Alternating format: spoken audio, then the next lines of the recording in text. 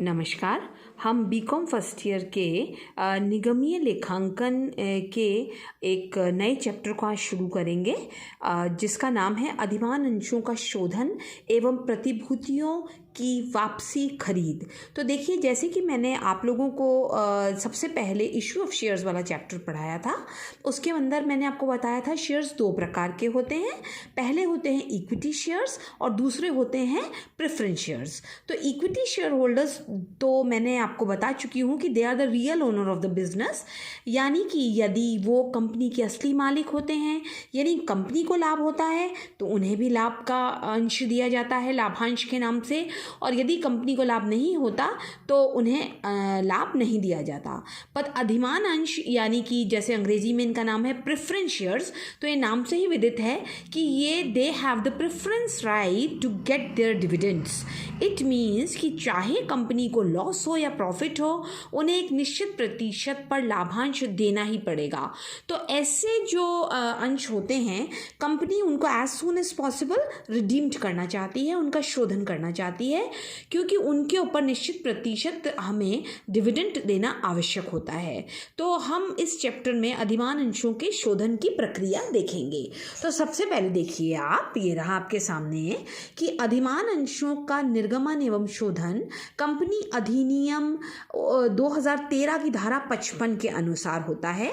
और अधिमान अंशों के निर्गमन के संबंध में जो धारा 55 है वो दो प्रावधान बताती है, जिन्हें हमें बहुत अच्छी तरह पढ़ना भी पड़ेगा, समझना भी पड़ेगा। पहला है, कोई भी सीमित दायित्व वाली कंपनी इस अधिनियम के लागू होने के पश्चात अशोध्य अधिमान अंशों का निर्गमन नहीं करेगी। धारा 55 सबसेक्शन 1, यानी कंपनी को इस अधिनियम के लागू होने के पश्चात केवल ऐसे ही प्रेफरेंस शेयर्स का निर्गमन करना है जो कि शोध्य हो, जिनका रिडम्पशन किया जा सकता हो। सेकंड पॉइंट है, एक अंशों द्वारा सीमित दायित्व वाली कंपनी यदि अंतर नियमों में व्यवस्था हो तो अधिमान अंशों का निर्गमन कर सकती है, जो निर्गमन की शर्तों के अनुसार निर्गमन की तिथि के अधिकतम 20 वर्ष के भीतर भीतर शोधनीय होने चाहिए। यानी कि कंपनी यदि कोई प्रेफरेंस शेयर्स निकालती है मार्केट में, तो इन and around 20 years company has to redeem that shares। ये मैक्सिमम अधिकतम वर्ष होंगे। परंतु एक कंपनी आधारभूत परियोजनाओं के लिए 20 साल से अधिक अवधि के लिए अधिमान अंशों का निर्गमन कर सकती है। ऐसे अंशों के लिए निर्धारित निश्चित प्रतिशत का शोधन वार्षिक आधार पर पूर्वाधिकारी अंशधारियों के विकल्प पे होगा। यह है धारा 55(2), यानी कि यदि 20 साल से अधिक के लिए कंपनी ने कोई प्रेफरेंस शेयर्स निकाले हैं, तो यदि पूर्वाधिकारी अंशधारी 20 साल के बाद चाहेंगे तो दे हैव राइट, उनके पास विकल्प है कि they can ask for the redemption. But if they want, कि वो नहीं चाहते कि रिडेम्पशन किया जाए, तो इस अवधि को बढ़ाया भी जा सकता है। यह है धारा 55(2). उसके बाद देखिए नेक्स्ट आते हैं अपन कंपनी नियम 2014 के नियम 10 के अनुसार आधारभूत परियोजना, जो अपन ने ऊपर देखी ना अभी 20 वर्ष से अधिक वाली आधारभूत परियोजना को संस्थापित करने के लिए उनके साथ व्यवहार में संलग्न कंपनी 20 वर्षों से अधिक परंतु 30 वर्ष से अधिक अवधि के लिए नहीं शोधन अधिमान अंशों का निर्गमन इस शर्त पे कर सकती है कि ऐसे अधिमान अंशों का न्यूनतम 10%, यानी 1000 अंश हैं तो उनका 10% यानी कितने हो गए, 100 अंश, 21वें वर्ष के पश्चात अथवा उससे पहले पूर्वाधिकारी अंशधारियों की सहमति में आनुपातिक आधार पर प्रतिवर्ष शोधित करेगी। यानी यदि कम से कम, यदि वो 20 ईयर से ज़्यादा के लिए निकाल रही है, तो कम से कम उसका 10% जो total amount of preference shares हैं उनके, उसका 10% 21वें वर्ष के पश्चात आनुपातिक रूप से शोधित उसे करना ही होगा। अब इसके दो पॉइंट्स हैं अलग से। पहला है अधिमान अंशों के शोधन या उनके लाभों में से किया जा सकता है जो लाभांश के लिए उपलब्ध हैं। अथवा ऐसी राशि में से किया जा सकता है जो शोधन के उद्देश्य से नए अंश निर्गमित करके प्राप्त किए गए हैं। समझ आ गई आप लोगों को बात कि या तो लाभांश का जो पैसा है उससे शोधन करो और या फिर अतिरिक्त नए अंश निकालो पुराने अंश को शोधित करने के लिए। जैसे कंपनी ने एक प्रेफरेंस शेयर होल्डर ने शेयर्स निकाले हैं, उनको शोधित करने के लिए नए प्रेफरेंस शेयर्स कंपनी निकाल सकती है। बी पॉइंट है, एक कंपनी अपने अधिमांश अंशों का शोधन तभी कर सकती है जब अंश से संबंधित संपूर्ण राशि मांग ली गई हो। ये बहुत इंपॉर्टेंट शर्त है। जैसे समझ लीजिए कि कंपनी ने शेयर्स निकाले और उन्होंने एप्लीकेशन पे 20 रुपीज़ मांगे, फिर उन्होंने अलॉटमेंट पे 20 रुपीज़ मांगे, फिर उन्होंने फर्स्ट कॉल पे 20 रुपीज़ मांगे। Now the remaining amount is 40 rupees, क्योंकि 100 रुपये का शेयर है तो company has to call that 40 rupees first. Fine. तब जब वो 100 रुपये का पूर्ण प्रदत्त यानी फुली पेड अप शेयर बन जाएगा तभी कंपनी इसका शोधन कर पाएगी। और अंशतः प्रदत्त अंशों को पूर्णदत्त बनाने के लिए कंपनी क्या प्रविष्टि करेगी?